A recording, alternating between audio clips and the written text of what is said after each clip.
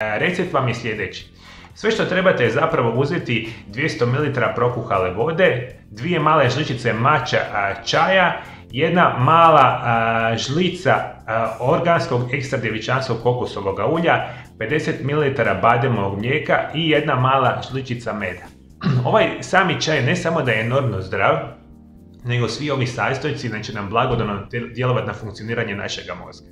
Zakuhate 200 ml vode, stavite mi žličicu zelenog čaja, zelenog mača čaja, kuhate mi, recimo 5 do 7 minuta i onda takav čaj jednostavno procijedite kroz sito ili kroz, gazu i slično, i onda taj procijeđeni čaj, unutra mi samo dodate jednu malu žličicu ekstra djevičanskog kokosovog ulja, dodate mi specijalno unutra 50 ml bademovog mlijeka i jednu malu žličicu meda.